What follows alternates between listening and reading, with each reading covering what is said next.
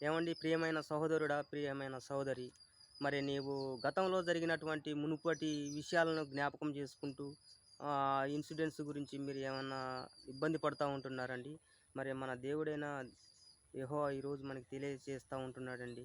ఏందంటే గతంలో వాటి గురించి మీరు ఆలోచించబాకండి. వాటిని నేను క్షమిస్తాను. కానీ మీరు మళ్ళీ మళ్ళీ పొరపాట్లనేవి చేయబాకని ఈరోజు మనకు తెలియపరుస్తా ఉంటున్నాడండి. యేషయా గ్రంథము 43వ అధ్యాయము 18, 19 వచనములు, మునుపటి వాటిని జ్ఞాపకం చేసుకొనకుడి, పూర్వపు సంగతులను తలంచుకొనకుడి. ఇదిగో నేను ఒక నూతన క్రియ చేయుచున్నాను అంటున్నాడండి. చూసారా ప్రియమైన దేవుని సంగమా, ప్రియమైన దేవుని విశ్వాసులారా!